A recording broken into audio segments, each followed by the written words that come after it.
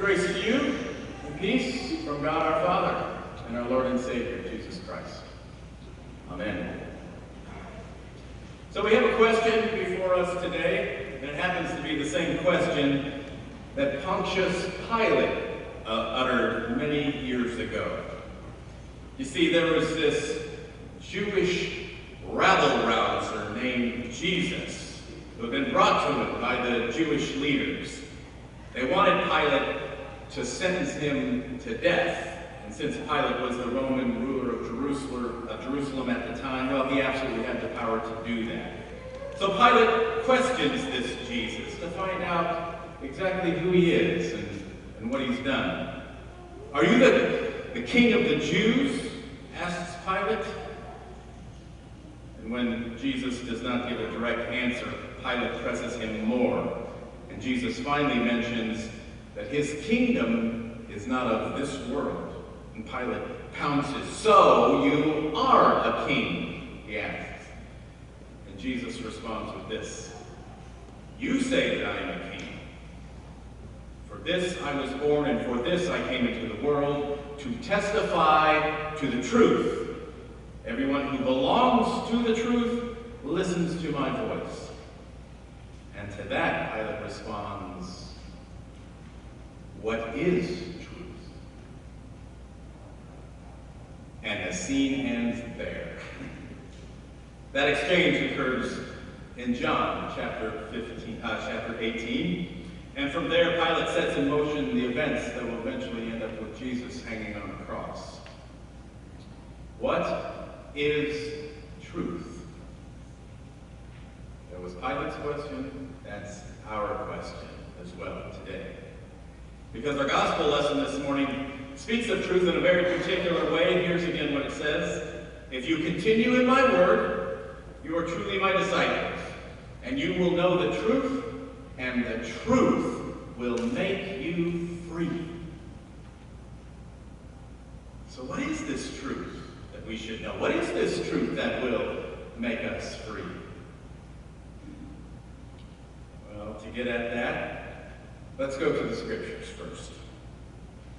Now there's this concept that gets repeated in our Bible. Specifically, it gets repeated in the Gospel of John, and also later in the Bible in the Epistle of 1 John. Those two books are very much related in their theologies.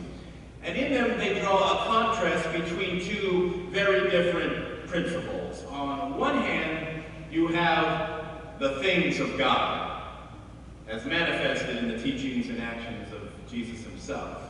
But then on the other hand, you have what is called the world. And when used in this contrast, the world refers to those forces and systems that pull us away from God. This is articulated well in one passage from 1 John chapter 2. Here's what it says: "Do not love the world or the things in the world. The love of the Father is not in those who love the world. For all that is in the world, the desires of the flesh, the desire of the eyes, the pride in riches, comes not from the Father, but from the world." So let's tie that back to the truth. You see, I believe that in the world, as we have it today, we are all bombarded with many, many untruths. That our society and culture inundate us with lies about the things that we should find important in our life. Lies about things that we should aspire to. Lies about things that ultimately will make our lives better. What are these things I'm talking about? Oh, it's things like power, money, beauty, popularity. These are things that we're told that if we have them, our lives will be so much better. They'll be more fulfilled. But if you really think about these things, does having them in abundance actually make one person better than another person? Are our lives really, really more fulfilled if we have a lot of those things? Well, advertisers would certainly tell us this, right? Just buy this wrinkle remover and all will be well. Just try this diet plan for 30 days and see how your life will change.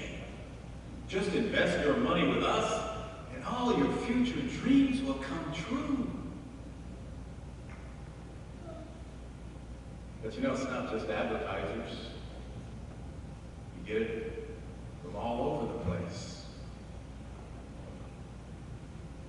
From the internet, sometimes from our leaders, sometimes from our own families, sometimes from our own friends.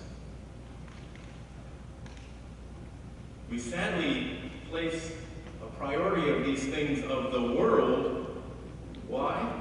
Because we come to believe the lie about just how important they are, how much we need them. And maybe the most upsetting thing is how those kind of messages can take root when we are vulnerable, and then they grow inside of us, and then we come to actually believe those lies. They become our truth, and then when that happens, there are incredibly damaging results. And I want to illustrate that for you. And this illustration has to do about me personally and my family. We've had a number of people this month come up here and talk about their personal experiences as they've been a part of our Love Wins campaign. So I thought it might be appropriate for me to do the same thing this morning. So, about my family. Many of you have had a chance to meet my mother Norma, who just recently moved here. But you may not know much about the other two family members. There was my father Chuck, who was a 27-year veteran of the Air Force. He passed away in 2006. And then there was my older brother, Mike. He died in 2004. And that's what I really want to talk about. You know, it's a curious thing about siblings. They share a bond that no one else does, and that bond is that they are raised by the same people. So in the case of me and my brother, we have the same parents, the same mother, the same father, but ultimately we came to very different understandings about my father in particular. So a bit about my father. He grew up in the rural New Jersey area. His father was a Methodist minister. And I came to learn later in life, actually after my father had passed away, that during his teen years, my grandfather was absent from my father's life. My father lived with my grandfather and with my grandmother and my aunt in one community. My grandfather lived in another community. So from about 12 years old on, my father did not have a father figure in his house. He was raised only by his mother. And I suspect this had a profound impact on how he parented. Now, my father was a very complicated person, sort of a Jekyll and Hyde figure. At work, he was beloved. I have his personnel reports from when he was in the Air Force, year after year. Stellar reports. Some of you may not know this. Ray Davidson worked for my father for a few years in Abilene. Highly respected, my father. He was very different at home. My father was not an affectionate man.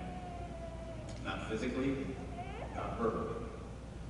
And he had a very volatile temper. He could explode at a moment's notice. So both my brother and I did our best to avoid provoking my father, whatever that might be. And as I look back upon my childhood, I would say that my coping mechanism was that I subconsciously figured out that the best way to avoid the wrath of my father was to be perfect. To do my very best, to achieve all that I could, because that's all I could control. And in behaving that way, Even if I didn't get affirmation from him, at least I avoided his anger. It was very different for my brother. He found life to be a challenge at every turn. And by one of those quirks of where we happened to live when he started school, he was always the youngest in his grade. So he was less mature than everyone else all along the way. Academics did not come easily for him, nor did playing sports. In general, he just couldn't seem to fit in. And this was 50 years ago, but it's quite possible that if he were growing up today, he might even be diagnosed as being on the spectrum. It certainly didn't help that being in the Air Force, we moved around every few years. Mike would be the new kid all over again. He'd be picked on. He'd be bullied. Now, my mother did a wonderful job of being the warm, nurturing place that we both needed growing up. And as an adult, I've come to understand that actually my dad did the best he could. Given the lack of a father figure growing up, he didn't know how to be a father, really. He did the best he could. But it was different for Mike. I think he always felt like he was a disappointment to my father. That no matter what he did, that my father wasn't proud of him. I think Mike believed deeply that my father did not love him. And that's not accurate at all. But became Mike's truth. And that idea festered inside of him. As an adult, he had incredibly low self-esteem. He got into that vicious circle of thinking that he thought himself a failure, so that when things went wrong, well, that just confirmed for him that he was a failure. And around and around and around it went. He started to self-medicate with alcohol. And then that just made it worse. The cycle went on and on. And so this lie, this insidious lie that he was unworthy of anything good, that he was a failure at everything, well, that lived with him until the day he died of liver failure from drinking at age 42.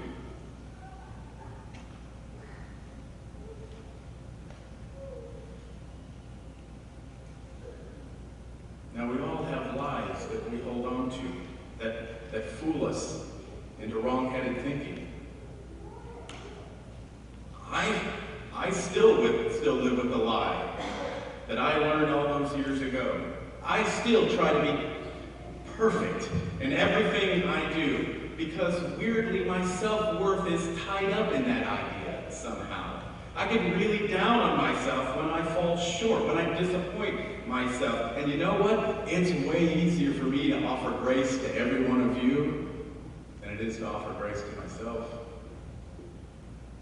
I often have trouble accepting criticism when it's given to me in what I perceive to be the wrong way because I do my very best. So that criticism has got to be unjustified because it's tied up in my self-worth.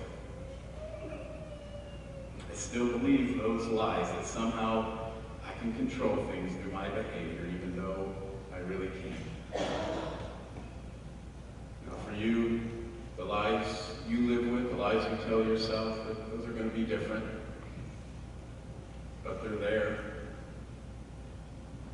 And you see, collectively, the deep harm of these falsehoods is that they pull us away from God. No matter what the lies are, they put a barrier between us and what God wants us to be. They put a barrier between us and God Himself.